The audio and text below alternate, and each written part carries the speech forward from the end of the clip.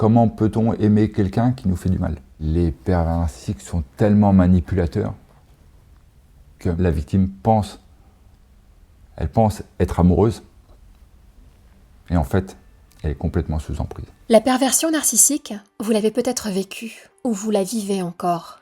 Emmanuel Bellasino en a été victime pendant 3 ans, 3 années de douleur et d'aveuglement. Notre mental ne fonctionne plus du tout pareil. Elle l'a tellement modelé, on est tellement sous emprise qu'on n'est pas capable de réagir. On est complètement zombifié. Et ce qu'il y a devant nous, c'est ce que le pervers narcissique veut nous montrer, nous faire voir. Son but, c'est de mettre la victime à terre. Un seul échappatoire pour survivre. Première chose à faire, et là, c'est une des plus dures, c'est de fuir le pervers narcissique. Mais comment faire quand vous êtes sous le joug de la manipulation, isolé des autres, en danger? C'est pour ça que je suis là aujourd'hui. Que la perversion narcissique soit connue aux yeux de tous. Plus le phénomène est connu, plus les victimes se sentiront comprises. Et plus elles se sentiront comprises, plus elles oseront parler. Entre vous et moi, Emmanuel Bellasino est devenu coach pour aider les victimes de pervers narcissiques. Son témoignage, courageux et inédit, peut vous sauver. On est là pour la victime. À un moment donné, il y aura ce déclic et ça donnera de la force à la victime de pouvoir réagir.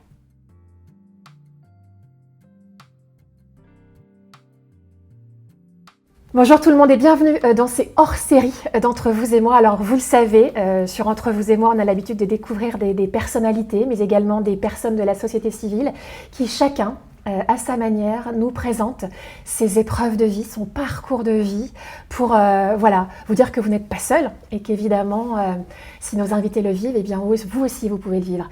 Là, on avait envie de faire le pas de côté et de recevoir des experts en la matière, des experts sur des thématiques qui vous sont chères, qui nous sont chères, des thématiques sociétales, des thématiques scientifiques. Bref, toutes les questions que vous pouvez vous poser. Donc non seulement vous aurez un parcours de vie, mais également des clés, des solutions pour essayer justement de vous en sortir, d'aller mieux. C'est ça Entre vous et moi et c'est les hors-séries. Bonjour Emmanuel Bellasino.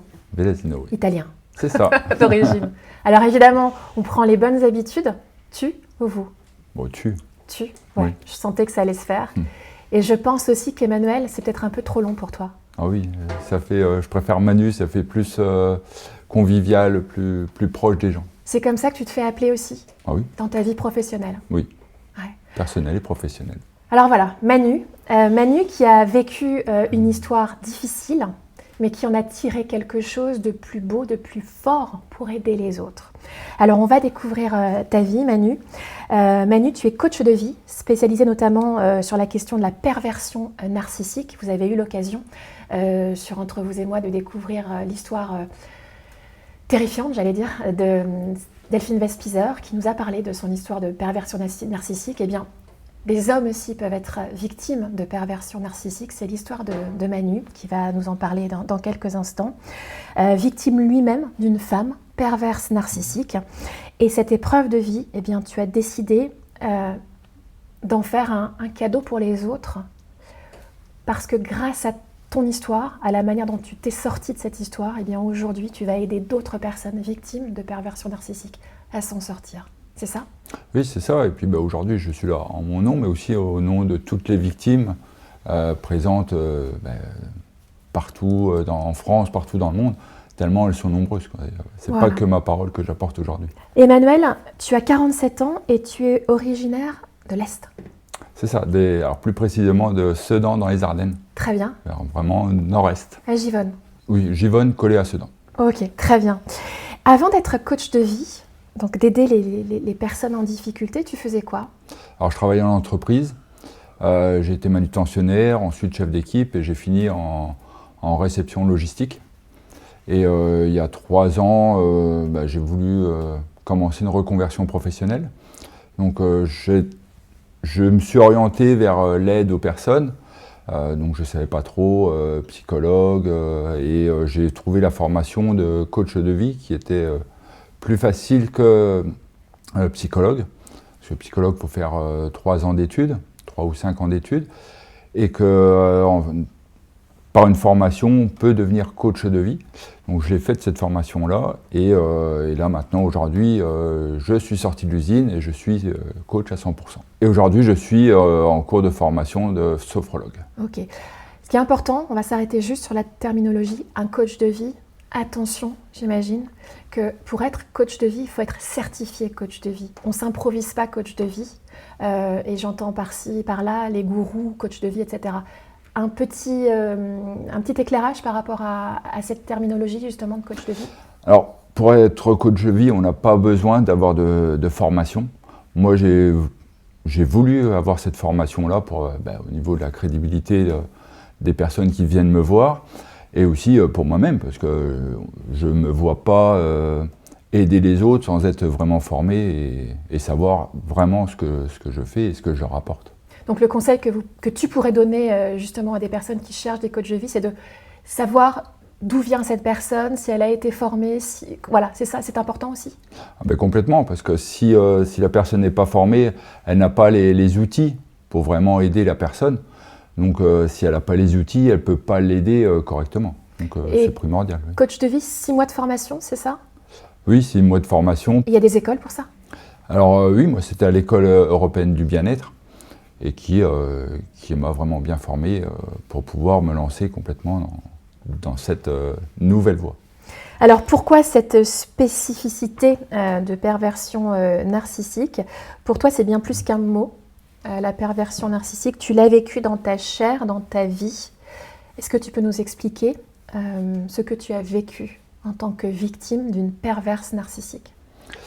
Alors la spécialisation a été assez claire dès le départ pour moi, parce que oui, j'ai vécu avec une perverse narcissique pendant 3 ans, avec tout ce qui est dévalorisation, perte de confiance en soi, gaslighting. Voilà, au bout des 3 ans, je ne savais même plus qui j'étais, si ce que je faisais était bien ou pas bien, si ce que je disais était normal ou pas normal. Gaslighting, c'est-à-dire que ton histoire, ta manière de voir les choses, l'autre te fait comprendre qu'en fait c'est faux et que tu te trompes. Que tout ce que tu imagines de tes valeurs, de ta réalité, en fait est fausse. Parce que la personne te fait croire qu'en fait c'est sa vérité et son univers qui est le vrai, lui, c'est ça? Oui, complètement. C'est comme un modelage du mental, du cerveau, et elle le modèle à sa manière à elle, de la façon qui lui convient le mieux. Et donc, en tant que victime, on ne sait plus du tout, on a perdu complètement notre personnalité. C'est ça. Elle peut te faire comprendre, par exemple, que tu as oublié des choses qu'elle t'avait dites alors qu'elle ne t'avait rien dit. Elle peut t'expliquer des choses et tu doutes même de la manière dont tu as fait les choses. C'est ça, on est complètement en dehors de son corps et de sa réalité. Oui, complètement. Complètement, c'est vraiment une emprise totale, que ce soit au niveau personnel, que ce soit au niveau mental aussi. C'est vraiment... Oui, on perd complètement notre personnalité. Ouais, elle te donne un autre éclairage. Gaslighting. C'est ça. Voilà. Cette histoire, cette femme, tu l'as rencontrée comment? Via les réseaux sociaux. Okay. Et voilà, on a commencé à discuter, et puis on s'est rencontrés, et puis ça s'est fait comme ça.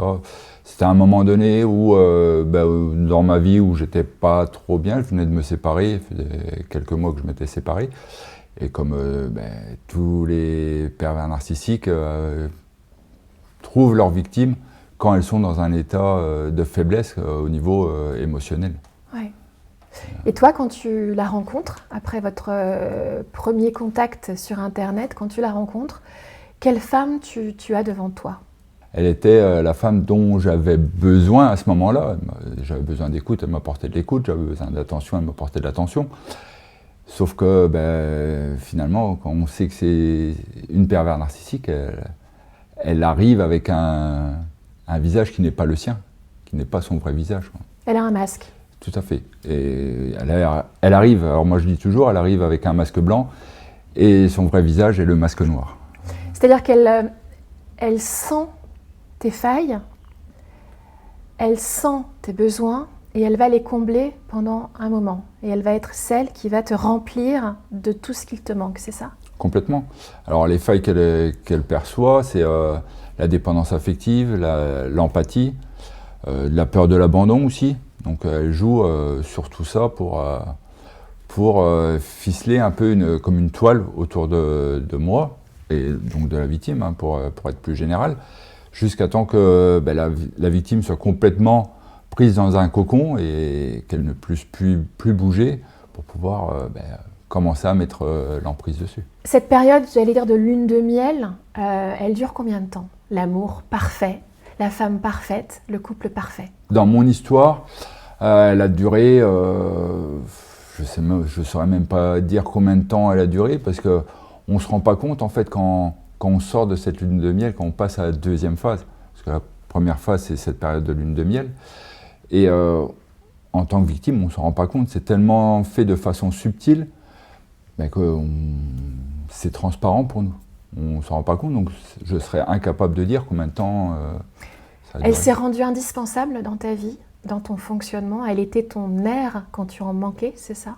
Oui, parce que, comme je l'ai dit, elle m'apportait tout ce dont j'avais besoin émotionnellement à ce moment-là. Et donc, oui, et elle m'a fait comprendre, elle a inculqué à mon mental que sans elle, je ne suis plus rien. Donc c'est comme, c'est de l'emprise. C'est de l'emprise. Tu as un exemple particulier qui pourrait justement permettre à celles et ceux qui nous écoutent et qui le vivent d'alerter? Alors, j'ai pas d'exemple vraiment en tête, donc je vais être un peu vague, mais ça peut apporter à toutes les victimes. Elle m'apportait quelque chose, pour moi, on va dire blanc, et derrière, elle me disait, non, c'était pas blanc, c'était gris ou noir. Ce qui fait que on est complètement perturbé, on ne sait plus sur quel pied danser, sur quoi penser en fait. Pour nous, on est à la certitude que c'était blanc, puisqu'elle nous a dit que c'était blanc, et en fait, elle arrive à nous retourner le cerveau en nous faisant croire que finalement c'était pas blanc, mais c'était noir. Et pourquoi, toi, tu te laisses faire? Qu'est-ce qui fait que Manu ne fait pas le pas de côté à ce moment-là pour se dire « mais elle déconne ». On est conscient en fait de la toxicité de la relation, mais avec l'emprise, la dépendance affective, la peur de l'abandon, qui sont ces failles qui sont très profondes, et puis aussi le modelage du mental qu'elle a fait comme elle avait besoin, on n'arrive pas à se détacher de ça. Ce qui fait que même si à un moment donné on arrive à s'en détacher et à sortir de la relation, même quand on est séparé, en fait, on pense toujours au pervers narcissique, parce que pour le mental, c'est devenu une norme. Du coup, on y pense tout le temps et très très souvent, on y retourne. Tu es en état de manque? Oui, complètement. Comme une drogue, en fait. Ouais. Parce qu'à plusieurs reprises, vous vous êtes séparés? Oui, en 3 ans de temps, on a dû se séparer 7 ou 8 fois. Et d'ailleurs, les gens autour de nous ne comprenaient pas pourquoi un coup séparé, un coup ensemble.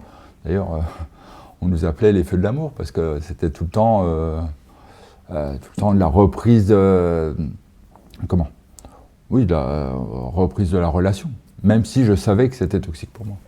Et quand tu partais, par exemple, et qu'elle te laissait partir en disant c'est peut-être bien, c'est peut-être mieux ainsi, etc. Qu'est-ce qui se passait en fait? Quelle est la manière dont elle venait te rehapper en fait? C'était toujours, on se croisait dans la rue, un petit message. Alors la chose que j'avais pas fait, c'était de la supprimer des réseaux sociaux.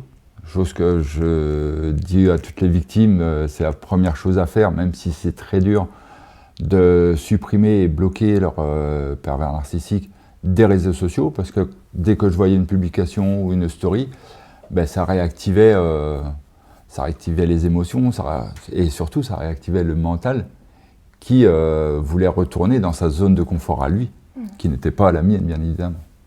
Et tu pouvais en parler à tes proches? Tu avais des amis, tu avais de la famille?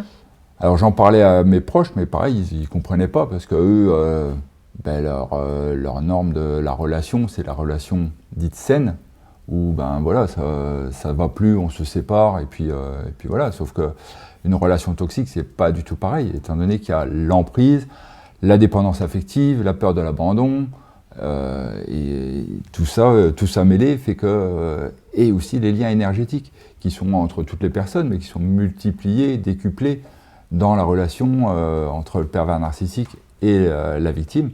Ce qui fait que la victime, elle a beaucoup de mal à partir, parce que ces liens énergétiques fonctionnent comme des élastiques. Et plus on s'éloigne, plus on est attiré, malheureusement, au pervers narcissique. Elle t'isolait aussi? Oui, ça c'est dès le départ. C'est l'isolement au niveau de mes amis. Elle ne l'a pas fait au niveau de ma famille, parce qu'elle savait très bien qu'on était très liés. Mais au niveau de mes amis, oui. Et elle fait ça de façon très subtile. Elle ne va pas dire cette personne-là, je ne l'aime pas, donc je ne veux plus la voir. C'est tu ne trouves pas qu'elle est un peu trop intrusive, tu ne trouves pas que. Donc du coup, comme le mental prend en compte tout ce qu'elle dit, on fait attention à comment elle est, l'amie avec nous. Et on se rend compte que oui, finalement, elle est peut-être un peu trop intrusive, alors que pas du tout, parce qu'elle y est depuis, même avant la relation. Et comme on se rend compte des petites choses négatives comme ça, on s'éloigne petit à petit, et du coup, elle nous isole.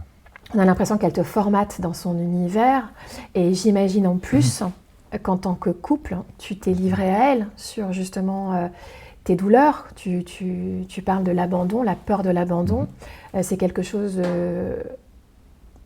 C'est une histoire pour laquelle tu t'es livré à elle, que tu lui en as parlé, de cette peur de l'abandon? Peut-être pas la peur de l'abandon, mais il y a plein de choses de ma vie où je me suis livré à elle, parce que comme dans la première phase, elle nous fait tomber toutes les barrières, elle nous montre qu'on peut avoir totalement confiance en elle. On s'ouvre complètement et on dit des choses qui nous est arrivées avant. À savoir que le pervers narcissique, lui, fait un scan émotionnel, mental et physique de sa victime. Et au bout d'1 mois, il connaît parfaitement la victime, même plus que la victime elle-même. Parce que la victime, elle a ce mental qui met des barrières, des peurs, des doutes, que le pervers narcissique, lui, n'a pas. Donc, pendant la première phase, la victime se lâche complètement, et ça lui permet de pouvoir parler, de s'extérioriser tout son mal-être. Et le pervers narcissique enregistre tout, et le ressort à un moment donné bien précis pour faire le plus mal à la victime. Et ce qui est important dans l'histoire de Manu, c'est que ça arrive à n'importe qui.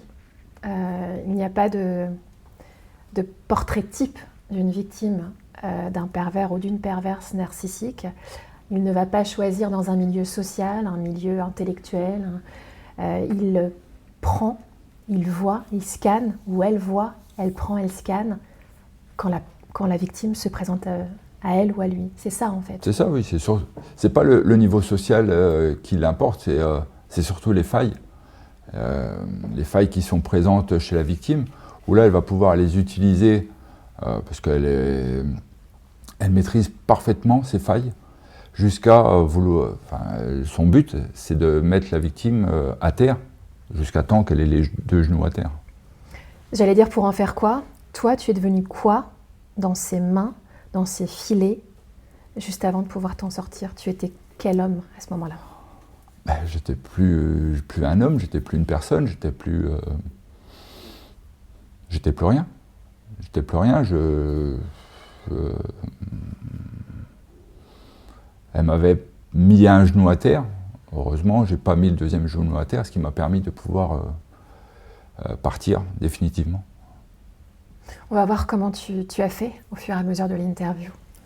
Qu'est-ce qui a poussé Manu, la victime, le genou à terre, à se dire, cette histoire-là, je vais me l'approprier, la digérer pour la renforcer et me permettre d'aider celles et ceux qui sont aujourd'hui le pied à terre et le genou par terre?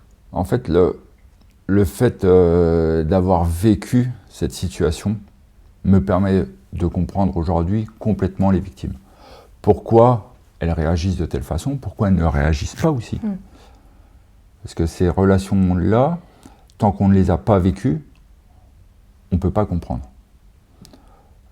C'est tellement vicieux, sournois de la part des pervers narcissiques que toute personne qui n'a pas vécu cette situation-là est dans l'incompréhension. Parce que le pervers narcissique, comme on a dit tout à l'heure, a deux visages. Un visage avec le masque blanc et un visage avec le masque noir. Le visage masque blanc, c'est celui qu'il a en société. Le bel homme, celui qui a de la prestance, qui se fait voir, le bon père, le bon mari, le bon copain. Sauf que son vrai visage, c'est celui avec le masque noir, celui qu'il a dans les quatre murs de la maison avec sa victime. On prend l'exemple de la relation amoureuse, mais ça peut être aussi dans les relations amicales, dans les relations professionnelles aussi. Et tu parles du bel homme, mais ça peut être aussi la belle femme. La belle femme, bien évidemment. Si je te demande de me dire très succinctement, très naturellement, pour les profanes qui nous écoutent et qui n'y connaissent rien, qu'est-ce qu'un pervers ou une perverse narcissique? Alors le pervers narcissique, il est en manque d'affection malgré ce qu'il peut démontrer, ce qu'il peut montrer autour de lui. Il n'a pas d'empathie du tout, que ce soit envers ses proches, sa famille, sa compagne et même ses enfants. Même envers lui, il n'a pas d'amour. Ce qui fait que il agit sans se soucier des autres.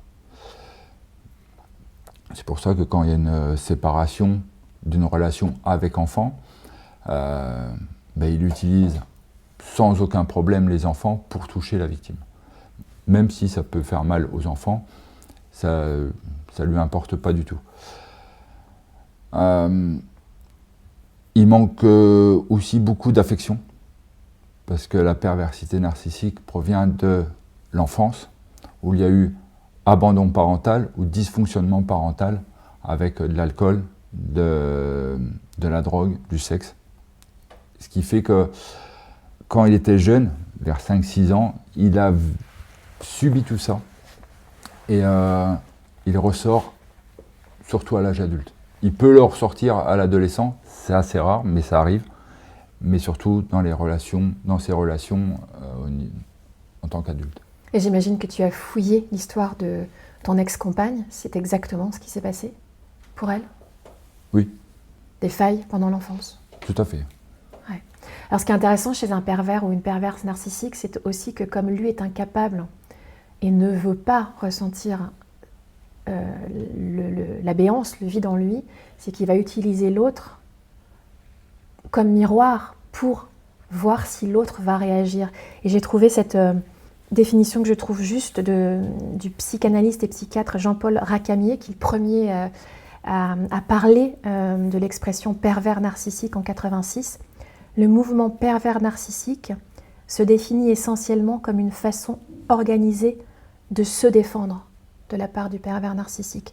Se défendre de toute douleur et contradiction interne qu'il ressent en lui et les expulser chez l'autre pour les faire couver chez l'autre, ailleurs, tout en se survalorisant lui-même, et tout cela aux dépens d'autrui, des autres. C'est aussi pour ça qu'il est capable de dénigrer ses propres enfants, en fait, et de les utiliser pour s'en sortir. Complètement. Voilà. Donc il y a vraiment un transfert chez l'autre. C'est ça qui est intéressant. Et quelquefois, il n'en est pas conscient, lui-même. Oui, alors on m'a souvent posé la question, est-ce qu'il en est conscient ou pas conscient? La réponse que je donne toujours, c'est que c'est pas, pour moi, il n'est pas conscient, mais on ne pourra jamais démontrer qu'il le fait de façon consciente, étant donné qu'il ne l'avouera jamais, puisque pour lui, il ne sait pas ce qu'il fait réellement. Il fait ça de façon inconsciente. Donc, et ce qui est certain, c'est qu'à l'instant T, aujourd'hui, tous s'accordent à dire qu'on ne peut pas sauver ni soigner un pervers narcissique. Non, on peut aider les victimes, Ouais, c'est ça c'est clair. Par contre, le pervers narcissique, on ne peut pas le soigner parce que comme il n'est pas au clair avec la vérité, ben pourquoi soigner quelque chose qui n'est pas blessé? Donc il va pas arriver à prendre en lui ben, ce truc de pouvoir changer quelque chose en lui puisqu'il n'en est pas conscient. Sauf à trouver un médecin, un thérapeute qui pourra peut-être un jour le mettre en face de ses propres douleurs, de ses propres souffrances. Je le souhaite. Je le souhaite parce qu'on pourra aider les victimes, mais aussi de l'autre côté, on pourra aider les pervers narcissiques, chose qui n'est pas le cas aujourd'hui. Et pour un pervers narcissique, j'ai noté qu'un mensonge réussi compte comme une vérité. Et c'est le gaslighting en fait, c'est-à-dire que ce qu'il va recréer comme univers et te le montrer passe pour une réalité à ses yeux et doit passer pour une réalité aussi aux yeux de la victime. Sauf que c'est là aussi où la perversion commence. C'est ça. Quelles sont les différences entre un pervers narcissique et un simple manipulateur? On a tous en nous des velléités quelquefois de manipulation, mais j'imagine que les degrés sont différents. Oui, parce qu'on est tous, on est tous manipulateurs. Quand on dit à un enfant, si tu finis pas ton assiette, tu n'auras pas ça derrière. C'est une sorte de manipulation. Sauf que le pervers narcissique, lui, il le fait dans un but bien précis, à son avantage. Si c'est pour rabaisser la victime, ça reste à son avantage, parce que plus la victime est basse au niveau émotionnel, plus lui il se nourrit de ça.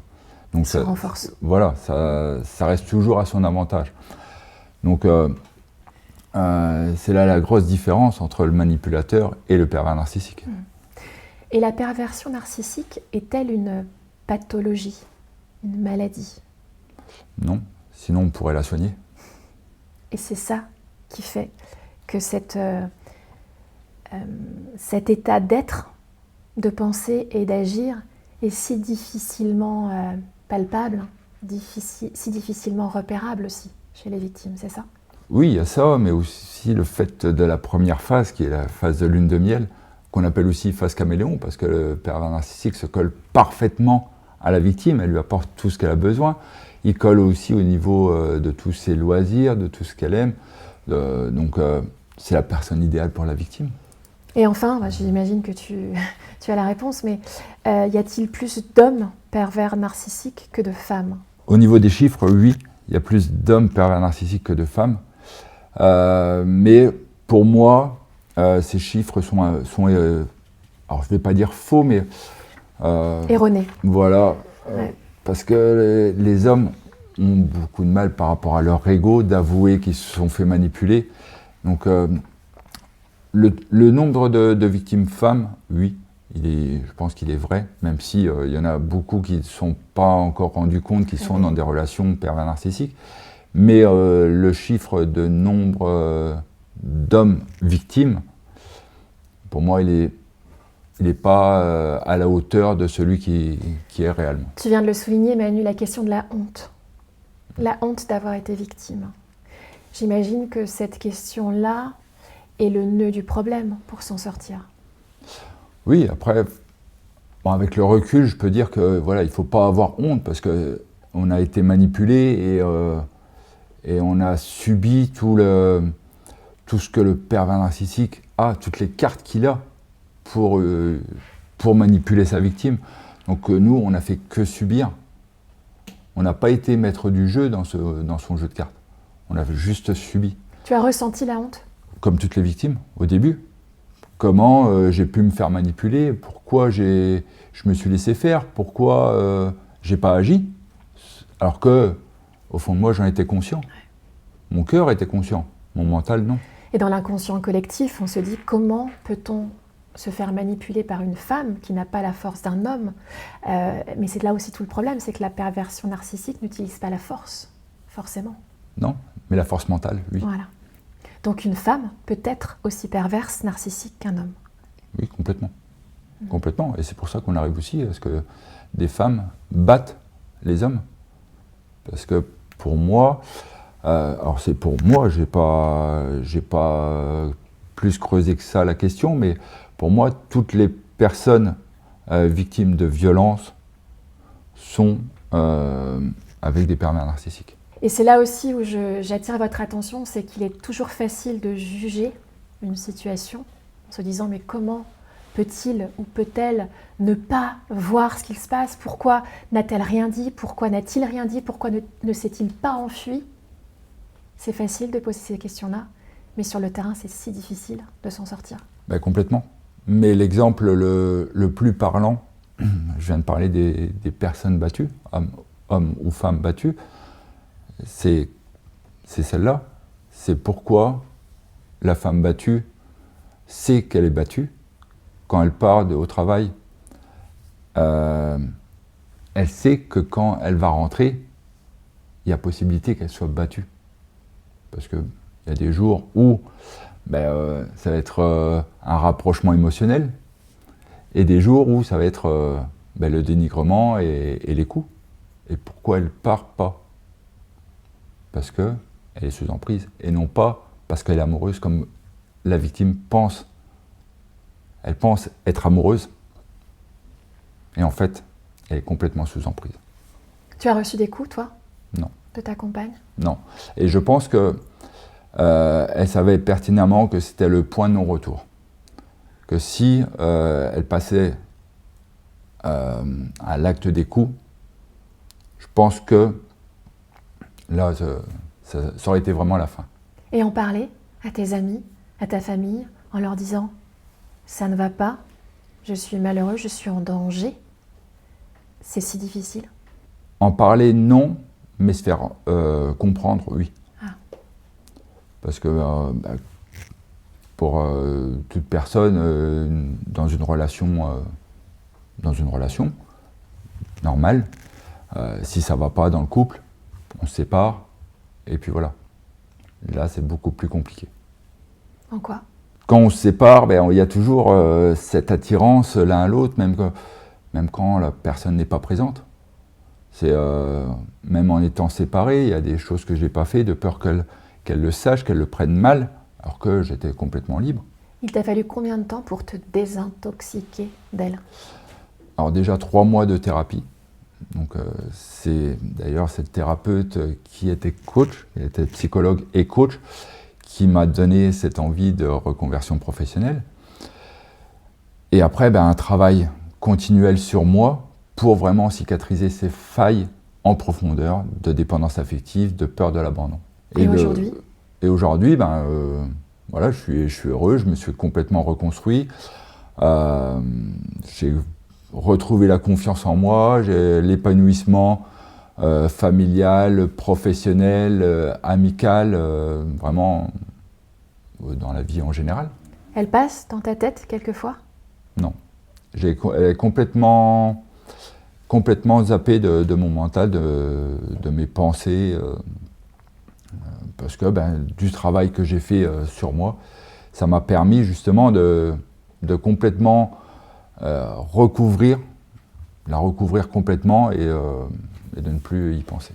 Et aimer à nouveau, puisque pour vous qui nous voyez en coulisses, la famille de Manu est là, sa compagne et ses enfants. Aimer à nouveau, ça prend du temps? Dans la reconstruction, j'ai eu une relation dans ma reconstruction qui n'a pas duré, mais qui m'a montré le travail qui me restait à faire. Ouais. Au niveau de mes failles, qu'elles n'étaient pas complètement cicatrisées, complètement. Donc j'ai pu, justement, suite à cette relation, continuer ce travail de cicatrisation. Et aujourd'hui, elles sont complètement cicatrisées et ça me permet de vivre une relation amoureuse complètement épanouie. Alors, je parle au coach de vie. On a évoqué la période lune de miel caméléon. Est-ce que tu peux me donner, en termes très spécifiques, les différentes phases de l'avancée d'une relation perverse narcissique? Il y a 3 phases. Donc la première phase, qui est la phase de lune de miel, dite aussi caméléon, où là le pervers narcissique a son masque blanc, qui n'est pas son vrai visage. Ensuite, il y a le passage à la deuxième phase. Alors le passage de la première à la deuxième phase, c'est une embrouille, une dispute, voilà, de façon comme un cheveu sur la soupe, que la victime ne comprend pas pourquoi cette dispute à ce moment-là sur tel sujet, elle ne comprend pas du tout, donc elle commence à être un peu déboussolée. Et dans cette deuxième phase, le pervers narcissique met petit à petit sa perversion en place, de façon subtile. Hein. C'est pourquoi tu vas travailler en jupe aujourd'hui, tu devrais mettre un pantalon, alors que depuis le début de la relation, elle allait en jupe au travail. Puis vient la troisième phase, qui elle est appelée la phase de l'enfermement. Et dans enfermement, il y a enfer. Le passage de la deuxième à la troisième phase, c'est un enfant, un emménagement ensemble, un déménagement à des centaines de kilomètres. Ce qui fait que ça isole complètement la victime, qui est, avec l'enfant, la maison, ou encore pire, si elle est loin de sa famille et de son giron amical, elle a beaucoup plus de mal à partir. Tu as vécu ces 3 phases? Non, j'ai vécu la première et la deuxième.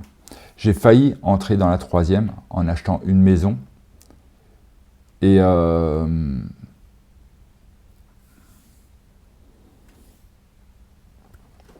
je remercie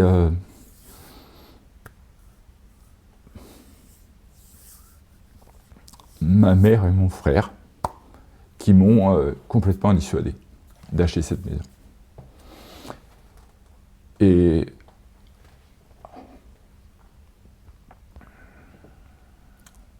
c'est eux qui m'ont sauvé. Eux ont vu. Eux le voyaient, ouais. Eux le voyaient parce que ils me voyaient complètement, entre guillemets, dépérir, ne plus être moi-même, ne plus avoir ce sourire que j'avais avant, et sentaient que l'achat de cette maison, ça pouvait être la fin. Pour donner une idée de cette petite embrouille qui peut susciter, j'allais dire, de l'intérêt pour celles et ceux qui vivent ça peut être quoi cette embrouille? Pour toi, ça a été quoi la première dispute qui aurait pu t'alerter? Parce que c'est difficile en fait, tous les couples se disputent.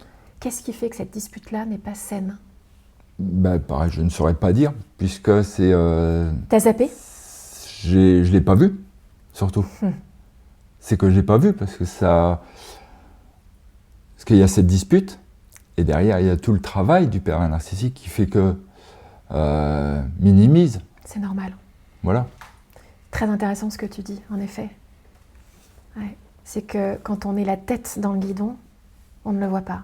Et aujourd'hui, que tu es coach de vie, tu arrives à mettre le doigt sur ces petits dysfonctionnements qui peuvent amener à l'isolement total. Oui, parce que je suis hors de la situation, hors de cette relation. Donc j'ai un point de vue vraiment global, tout en connaissant les tenants et les aboutissants de la relation pervers narcissique. Que quand on est dans la relation, on avance avec des œillères. Et ce qu'il y a devant nous, c'est ce que le pervers narcissique veut nous montrer, nous faire voir. Tout ce qui est à côté est complètement occulté. Il y a cette histoire de voyage. Je pense que vous vous étiez disputés, vous vous étiez séparés, et tu es parti, tu as pris l'avion et tu es parti. Et qu'est-ce qui s'est passé? Vous êtes vraiment au courant de tout. Hein. Oui, effectivement, c'était là. Alors, le dernier voyage que j'ai fait, je ne devais pas partir, je devais aller partir en Sardaigne, rejoindre ma famille. Et je ne voulais pas cet été-là parce qu'elle travaillait et je ne voulais pas. Étant donné que j'étais sous emprise, je ne me sentais pas partir sans elle. Et elle a tout fait pour que je parte. Elle a même contacté ma mère, mon frère, pour que voilà, m'inciter vraiment à partir. Elle a le beau rôle, en fait. Ouais. Je te laisse partir. C'est ça. Donc, avec son beau masque blanc. Et donc, finalement, j'ai décidé de partir. Donc, tout allait bien jusqu'au jour du départ. Au moment du départ, elle est venue chez moi dire au revoir, comme normalement. Où là, elle était déjà froide. Il n'y avait pas de dialogue. Il n'y avait pas de dialogue. C'est tout. À un moment donné, elle part. Et puis, vient l'heure du départ. Parce que, pour aller à l'aéroport. Et là, je lui envoie un message. Voilà, on part. D'accord, très bien. J'arrive à l'aéroport, pareil, un message, on est bien arrivé à l'aéroport puisqu'il y avait un peu de route. Tout allait bien jusqu'au moment où on était assis dans l'avion et là je lui envoie un message, voilà, on est dans l'avion, on est prêt à partir. Et elle a senti qu'à ce moment-là, il n'y avait pas de point de... C'était le point de non-retour. Une fois qu'on est assis dans l'avion, on ne peut plus partir. Et donc là, elle a complètement changé de masque. Et là, ces messages n'étaient plus du tout les mêmes. C'était complètement du dénigrement, comme si je l'abandonnais en fait. Tu pars, tu m'abandonnes, tu vas passer les vacances là-bas, va te faire plaisir, voilà, mais avec va te faire voir plaisir. Les filles. Voilà, c'est ça. Va t'amuser sans moi. C'est ça. C'était complètement ses paroles, quoi. Donc, alors que je partais avec mes enfants, je partais dans ma famille, j'allais pas à un endroit où j'allais me faire plaisir. C'était du plaisir familial, parce que c'était en Sardaigne, dans la famille de ma maman. La chape de culpabilité était là pour pourrir tes vacances. C'est ça. Et pour faire aussi qu'elle ne soit jamais absente de ton esprit. C'est ça. Et ce qui a fait que, oui, elle m'a complètement pourri ces vacances-là, de par le yo-yo émotionnel. Elle me fait monter au niveau émotionnel du fait de pouvoir partir, de pouvoir profiter de mes enfants, de pouvoir partir à la mer. Et au moment du basculement, entre la vie, entre guillemets, réelle et les vacances, il y a eu ce choc émotionnel, où là, elle m'a fait redescendre très très bas. Donc, mes vacances n'étaient pas du tout pareilles, puisqu'en plus, pendant les vacances, elle a continué avec les messages et mettre complètement l'emprise sur moi. Pourquoi, Manu, je pose peut-être la question que certains se posent de l'autre côté, c'est pourquoi toi, Manu, t'es pas capable de dire « mais pour qui tu te prends ? Mais tu es qui là ? Tu es ma mère à me donner des leçons comme ça ? Je suis avec mes enfants, je t'ai prévenu, tu m'as dit oui, aucun problème, j'y vais. Donc tes problèmes, ce sont tes problèmes, ta jalousie, c'est ta jalousie, laisse-moi vivre mes vacances tranquilles. » Pourquoi on n'est pas capable à ce moment-là de réagir comme ça ? Parce que notre mental ne fonctionne plus du tout pareil.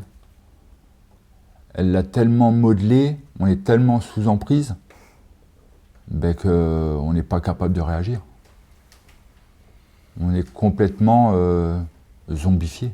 C'est ça qui est difficile à comprendre, je pense, dans la tête de celles et ceux qui ne connaissent pas cette emprise. Et c'est là où c'est important, justement, que quelqu'un qui l'a vécu de l'intérieur puisse nous expliquer, finalement, cette anesthésie totale, mentale, physique, émotionnelle. Oui, comme je dis toujours, faut l'avoir vécu pour vraiment comprendre. On sait désormais que ces personnes-là visent, scannent leurs victimes. Tu as passé 3 ans avec cette femme. C'est long, 3 ans. C'est long, oui. Mais il y a des victimes, c'est beaucoup plus long. Elles sont des années, des décennies, 30, 35 ans avec le pervers narcissique. Mais le pervers narcissique, lui, n'a pas besoin de très longtemps pour mettre la perversion en place. Ouais. Et quels sont les impacts psychologiques et peut-être corporels et peut-être mentaux que cette perversion peut avoir sur une victime ? Quand la victime arrive à sortir de cette relation toxique, elle se rend compte qu'elle n'a plus de confiance en elle. qu'elle a. Alors, elle ne se rend pas compte, mais nous, en tant que thérapeutes, on est là pour leur ouvrir les yeux et leur montrer les failles qu'elles ont de dépendance affective, de peur de l'abandon. Et après ça, il faut complètement cicatriser les failles. Parce qu'on a l'impression qu'en travaillant un petit peu, on arrivera à s'en sortir, alors qu'on met juste un pansement sur ces blessures. Et dès le premier accroc, le pansement s'enlève, la faille réapparaît. C'est ce qui m'est arrivé à chaque fois que je suis retourné vers elle. Sauf la dernière fois, où là j'ai vraiment fait un gros travail sur moi pour cicatriser ces failles. Et derrière, on est encore plus fort. Une fois qu'on a cicatrisé toutes ces failles, on est plus fort parce qu'on retrouve la personne qu'on était avant la relation, avec le sourire, la confiance en soi, qu'on peut complètement retrouver. Et on n'a plus ces failles de dépendance affective et de peur de l'abandon. Donc manque de confiance, dépréciation, jusqu'à dépression, certaines fois. J'irai même plus loin, jusqu'au suicide parfois. Parce que la victime ne se sent pas compris, ne se sent pas écouté. Et parfois, elle voit la seule issue qu'elle voit pour s'en sortir, malheureusement, c'est le suicide. Et c'est pour ça que je veux apporter toute mon expertise, et c'est pour ça que je suis là aujourd'hui, que la perversion narcissique soit connue aux yeux de tous, ce qui permettrait d'aider de nombreuses victimes. On se rend compte aussi qu'au niveau des forces de l'ordre, police, gendarmerie, des avocats, des juges, des assistantes sociales aussi, il n'y a pas de formation pervers narcissique, il y a juste de la sensibilisation. Ce qui fait que, en tant que victime, quand on veut aller porter plainte, on ne se sent pas comprise, on se sent peut-être écoutée, parce que le gendarme ou le policier doit nous écouter, mais ne comprend pas réellement ce qu'on subit. Et c'est pour ça qu'il faut instaurer des formations pour réduire ce nombre beaucoup trop important de victimes. Et peut-être l'inscrire aussi dans la loi, en fait. C'est-à-dire qu'aujourd'hui, c'est vrai que c'est un mot très galvaudé, pervers narcissique. Il suffit qu'une histoire se termine mal, c'était un pervers narcissique. Enfin, c'est vraiment des mots qu'on utilise un peu comme ça, mais il y a une réalité derrière ça, en fait, qui peut être un délit et un crime, puisque quand tu parles d'un suicide, c'est pousser finalement quelqu'un à se tuer. Oui. Ton émotion de tout à l'heure, quand tu évoques cette maison que tu aurais pu acheter, si tes parents n'avaient pas tiré la sonnette d'alarme, le suicide, ce mot-là, cet acte-là, t'a traversé le cerveau ? Oui. Et c'est mes enfants qui m'ont sauvé. C'est à eux que je pensais à ces moments-là. Du coup, cette idée de suicide partait, heureusement. Les enfants ne sauront jamais combien ils nous sauvent. Ouais. Qu'est-ce qui fait que dans ton histoire, tu as trouvé un déclic suffisamment puissant pour sortir de ce cocon, casser les toiles qu'elle avait tissées, cette araignée, et que tu as repris ton air seul, et que tu as respiré? Le déclic, c'était ce voyage en Italie qui a été vraiment le déclencheur de l'ouverture. En fait, à partir de là, j'ai commencé à comprendre ce qu'était, dans quelle relation j'étais, vraiment, et que si je ne faisais rien, si je continuais à faire ce que je faisais, ça n'allait rien changer. Donc il fallait que je change quelque chose. Et c'est là que j'ai décidé de de me faire suivre par un thérapeute qui connaissait le sujet, qui connaissait parfaitement ce qu'était une relation toxique. Du coup, en sachant ce qu'était la relation toxique, on a pu tout de suite travailler sur ces failles. Et la première chose qu'on a travaillé, c'était la dépendance affective. Et tout de suite derrière, on a travaillé la peur de l'abandon. Et cette peur de l'abandon était due au décès de mon papa, où j'ai pas pu faire le deuil. Parce que fallait que je soutienne mes enfants, je soutienne ma maman. Donc une période très compliquée. Donc le deuil était toujours en moi, n'était pas fait. Et à partir du moment où on a travaillé sur ce deuil, j'ai senti déjà une grosse libération. Et à aucun moment, tu t'es senti retomber à ce moment-là dans ces filets? Non, parce que du fait qu'on a commencé à travailler très vite sur les failles, étant donné que la thérapeute connaissait vraiment ce qu'il fallait travailler suite à la relation toxique, ça m'a vite coupé de cette envie d'y retourner. On a aussi coupé ces liens énergétiques et magnétiques qu'on parlait tout à l'heure, ces élastiques qui étirent toujours la victime vers le pervers narcissique. Et une fois qu'ils sont coupés, on peut avancer. On n'a plus cette chose qui nous tire dans le dos, on veut avancer et on est retenu. Une fois que ces liens sont coupés, voilà, on a cette libération encore. Et ce que j'y vois, moi, dans cette allégorie, je dirais, c'est que tu étais avec tes enfants, tu étais avec ta famille, tu étais dans l'amour pur au sens large du terme. Un amour inconditionnel, un amour qui n'attend rien de l'autre, mais qui se donne et se partage et se reçoit. Et quand tu dis que tes enfants t'ont sauvé, ta famille t'a sauvé, c'est ça aussi. C'est-à-dire que l'amour ne doit pas faire mal. L'amour n'est pas je te donne et tu me donnes. L'amour se partage sans mode d'emploi, en fait. Et c'est ça aussi qui est peut-être intéressant à dire à tous ceux qui nous écoutent, c'est que l'amour ne doit pas faire souffrir. C'est ça, c'est ce que je dis toujours. Comment peut-on aimer quelqu'un qui nous fait du mal ? C'est là qu'on se rend compte que finalement, on n'est pas amoureux, mais on est complètement sous emprise. Alors attention, les disputes arrivent dans un couple et dans l'amour, parce que justement, c'est très sain. Ça montre aussi que chaque personnalité existe et ne se fait pas étouffer par l'autre. Mais une dispute, l'amour sauve une dispute, a priori. Oui, et dans une relation dite saine, après une dispute, il y a une clarification, un dialogue entre les deux personnes. Et on arrive à trouver des solutions, des arrangements clairs. Avec un pervers narcissique, il y a une dispute. Mais comme le pervers narcissique reste toujours flou, derrière la dispute, il y a une discussion. Enfin, la victime cherche une discussion, parce que le pervers narcissique, lui, ne le cherchera jamais.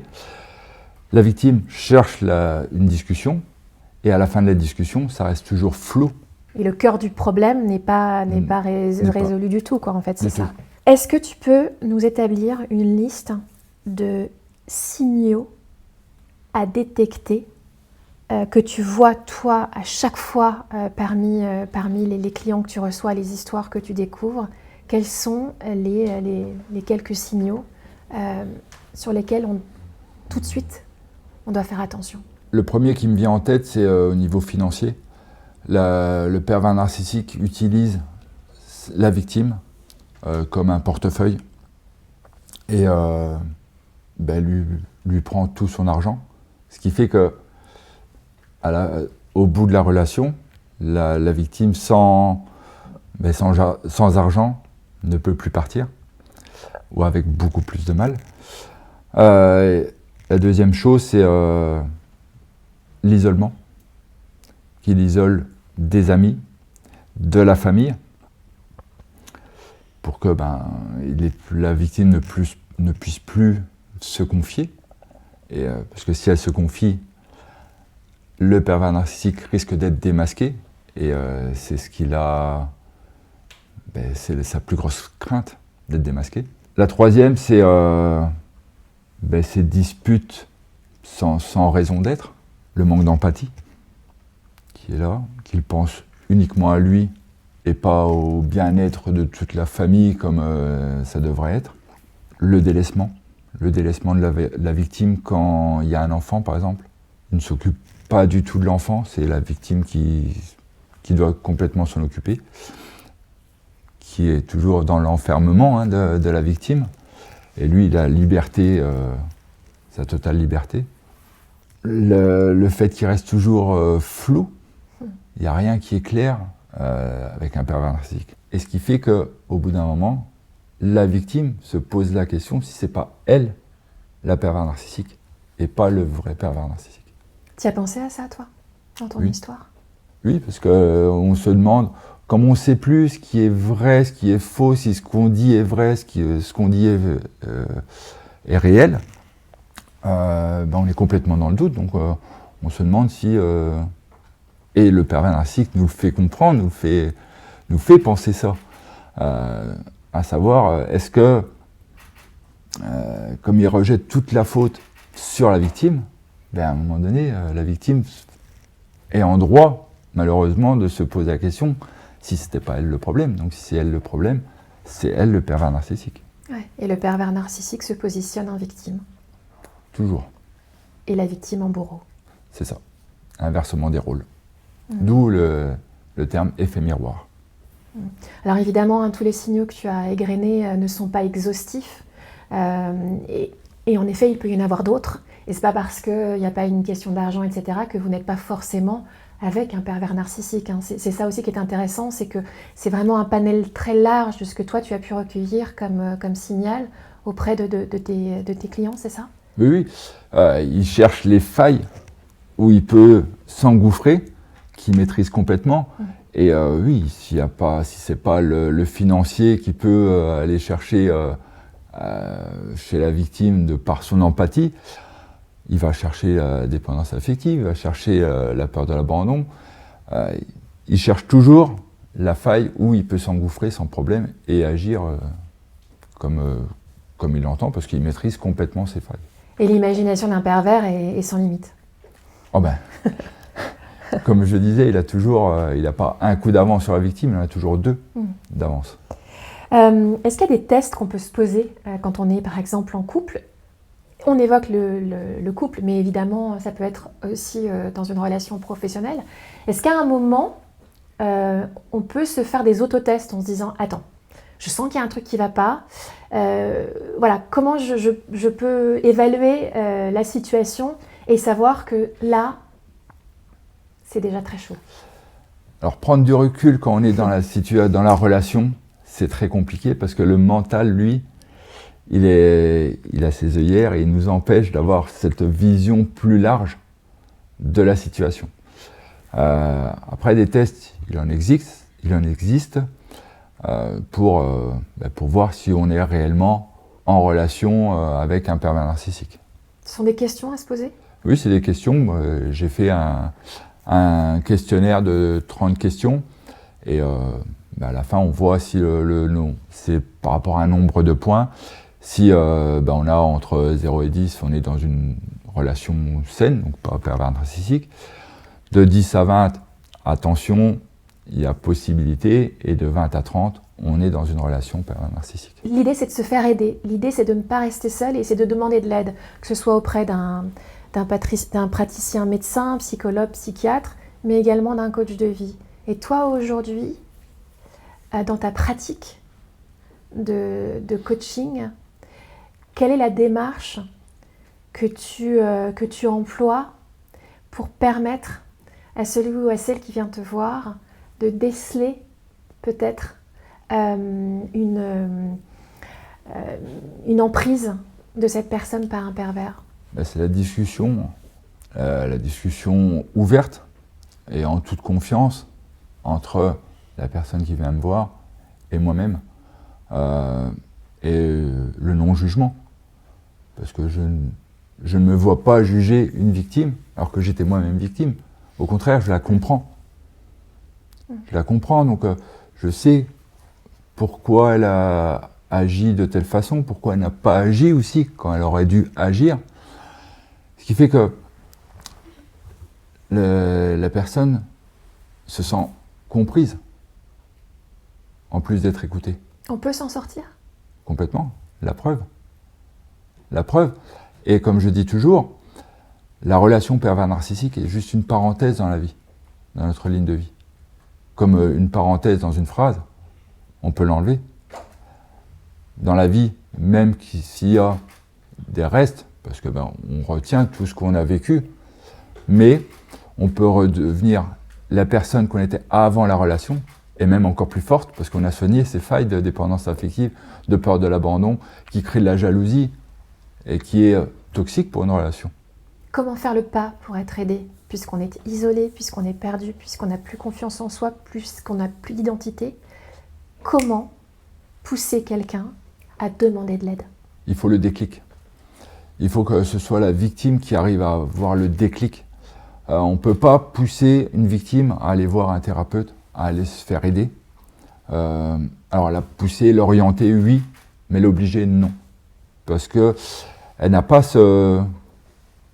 conscience réelle d'être dans une relation toxique. D'où l'importance de l'entourage, c'est-à-dire que de ne jamais laisser une personne seule, même si cette personne ne demande pas d'aide, même si cette personne veut rester isolée.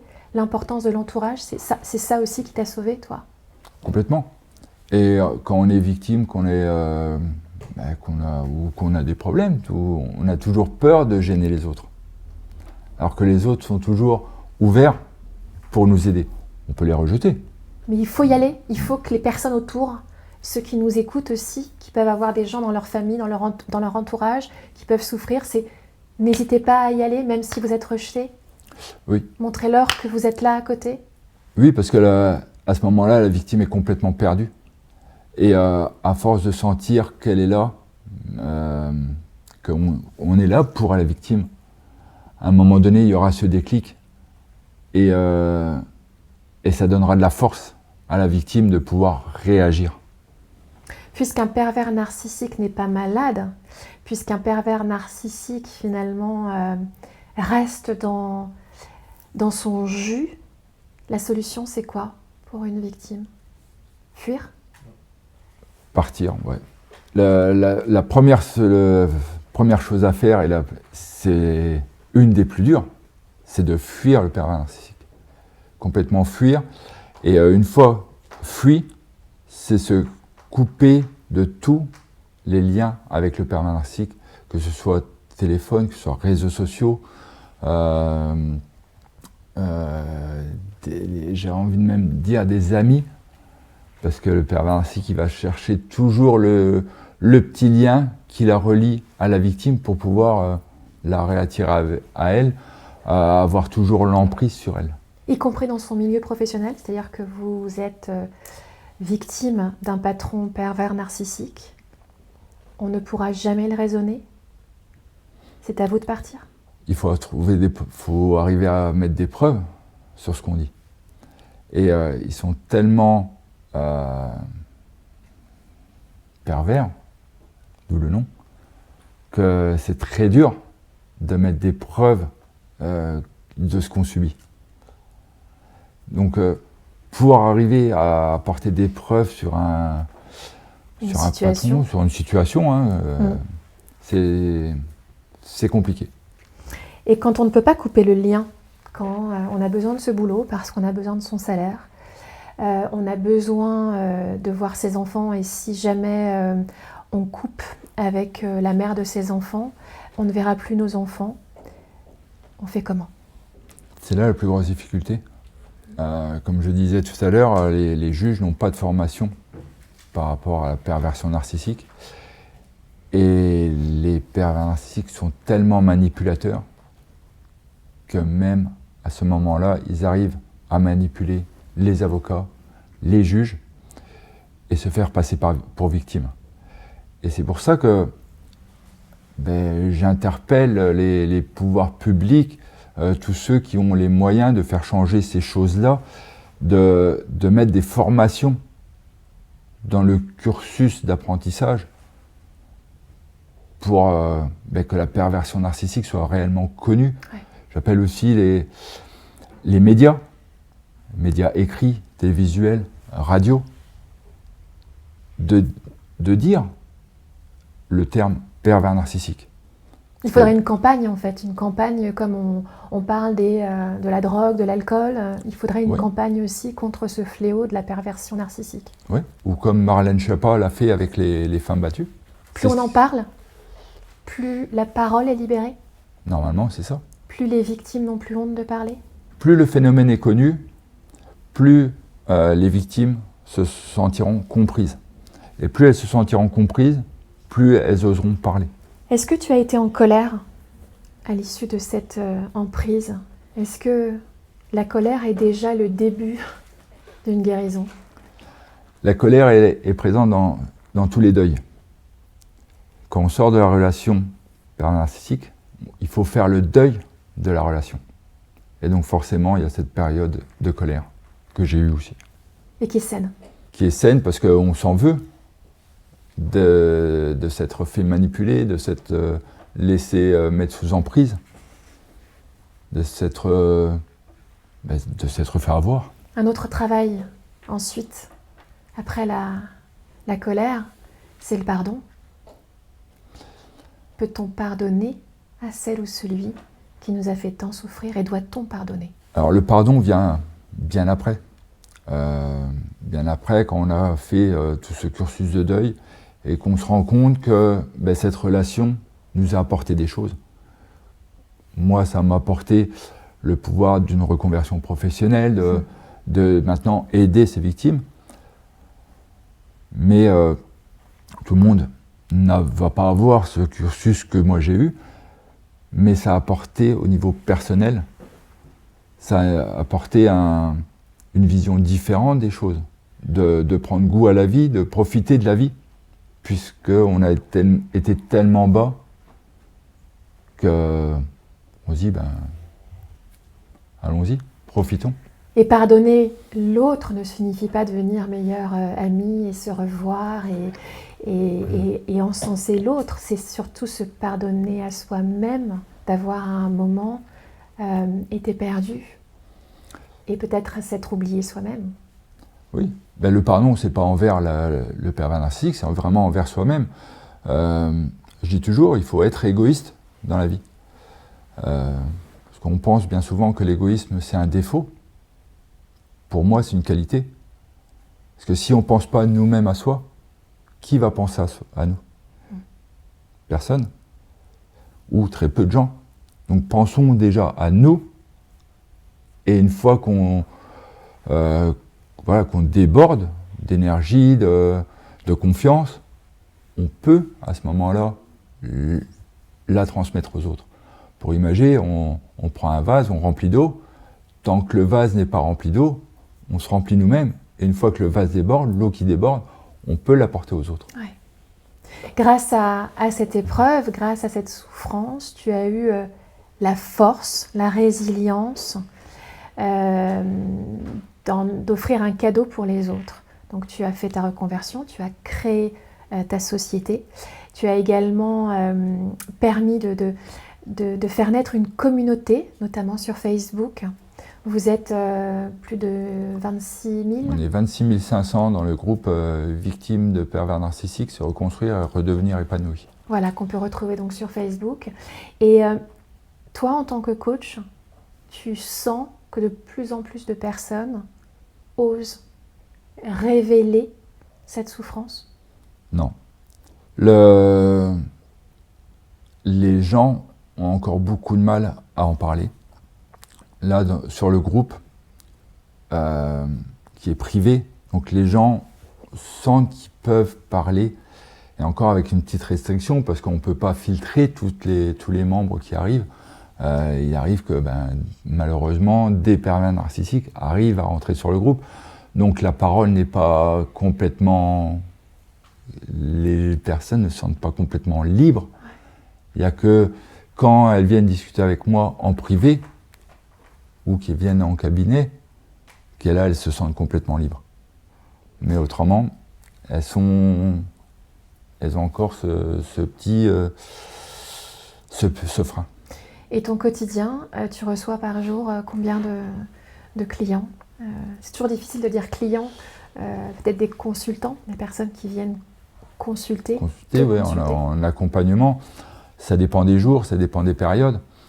Mais il y a quand même beaucoup trop de victimes qui viennent me voir. Ce sont des rendez-vous d'une heure C'est des rendez-vous d'1 heure ou 1 heure et demie, suivant les personnes. Où là, on fait soit dans un accompagnement ponctuel ou plusieurs fois en séance de coaching, ou par rapport à un programme de reconstruction complète pour la victime. Et en présentiel ou en distanciel? En présentiel et en distanciel. Merci le virtuel. C'est ça. Merci le Covid. Comme quoi, aussi, après les épreuves, il y a toujours des cadeaux cachés. Tu as de nombreuses personnes qui aujourd'hui peuvent te dire merci et sont guéries aujourd'hui de cette emprise mentale, psychologique. Oui, il y en a qui me le disent encore. Ouais. Des personnes qui sont venues me consulter il y a 1 an et qui me disent encore aujourd'hui, c'est grâce à toi. C'est touchant parce que voilà, je fais les choses avec le cœur, je rapporte tout ce que je peux avec le cœur et de recevoir ce retour de ces personnes-là, c'est vraiment très gratifiant. Tu continues de te guérir en fait. Complètement. Ouais. Complètement, parce que c'est plus je vais accroître mon envie d'aider, et plus ça va aider les autres. Deviens-toi, c'est ta société. Oui. Deviens-toi. Deviens qui tu es. Deviens celui que tu n'as jamais osé être, jamais osé dévoiler. C'est complètement ça. Quand j'ai cherché le nom de la société, j'avais envie de donner l'espoir aux victimes. Et finalement, ce mot, ce nom m'est venu pour que les gens qui viennent me voir, on rouvre leur personnalité, leur vraie personnalité. Celle qui est enfouie vraiment au fond d'elle. Celle qui rayonne, celle qui est pleine de confiance en soi, pleine de sourires, pleine de choses positives. Elles l'ont tellement perdu dans la relation qu'aujourd'hui, elles méritent de voir cette positivité, ce rayonnement de la vie. Et qui es-tu devenu, toi? Cette personne rayonnante, avec le sourire, avec la confiance, avec l'envie d'apporter aux autres sans m'oublier moi-même. Et la personne qui a envie de profiter de la vie. Et prends un instant pour y réfléchir. Si tu devais croiser au détour d'une rue cette femme qui t'a fait tant souffrir, aujourd'hui, que lui dirais-tu après tout ce chemin parcouru vers toi? Merci, parce que c'est grâce à elle que je suis devenu la personne que je suis aujourd'hui. Et qui m'a permis de me découvrir ou redécouvrir réellement qui je suis vraiment. J'ai gagné énormément en confiance en moi, j'ai découvert plein de choses en moi, plein de ressources en moi, qui me permettent aujourd'hui d'être la personne que je suis aujourd'hui. Et à celles et ceux qui ne comprendraient pas ce merci, merci à un bourreau, merci à celui ou à celle qui nous a fait tant souffrir, je peux vous dire que pour en arriver à dire merci, il en faut du chemin. Et c'est le plus beau des chemins vers lequel on peut arriver, c'est ce pardon total, c'est merci à l'autre, non pas pour le mal qu'il nous a fait, mais pour la force, la puissance qu'il a fait découvrir en nous. Alors évidemment, on préférerait que ça se passe dans la douceur, dans l'amour, mais c'est pas toujours comme ça la vie. Elle est faite d'épreuves, et quelquefois la pire des épreuves peut être un cadeau mal emballé quand on sait rebondir. À qui tu dirais merci aujourd'hui? Je ne vais pas dire à elle, je ne vais plus dire à elle. Comme je l'ai dit à ma mère, mon frère, mes enfants. Qu'est-ce que tu dirais à celui ou à celle qui est de l'autre côté, qui peut-être est en larmes parce qu'il vit ça ou parce qu'il sent qu'il n'arrive pas à s'en sortir? Qu'est-ce que tu voudrais lui dire? Croyez en vous. La relation pervers narcissique n'est pas une fin en soi et que agissez, faites ce qu'il faut pour vraiment sortir de cette relation, pour cicatriser ces failles qui sont en vous, qui ont été mises en vous par toute votre vie. Vous pouvez complètement les cicatriser en profondeur et redevenir une personne complètement épanouie qui a envie de prendre goût à la vie et de profiter de la vie. Et que ce soit avec Manu Bellasino qui est coach, c'est absolument pas du prosélytisme. Vous allez voir Manu, vous allez voir un autre coach, vous allez voir un médecin, votre médecin traitant, vous allez voir un psychiatre, un psychologue. Allez voir quelqu'un, demander de l'aide, oser donner de l'aide. Et c'est le sens de cet entretien que nous avons avec Manu, c'est de vous dire que ça existe, ça n'est pas que pour les autres. On peut vivre ça dans votre entourage. Donc ouvrez les yeux, écoutez-vous, respectez-vous, mais surtout allez prendre de l'aide, allez chercher de l'aide et peut-être que ce sera auprès de Manu. Merci beaucoup. Merci à vous. Merci à vous.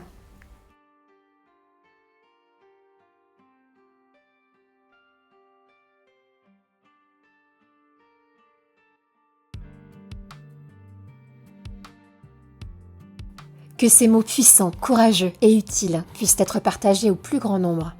N'hésitez pas à faire connaître le témoignage d'Emmanuel Bellasino autour de vous, car il peut sauver une vie.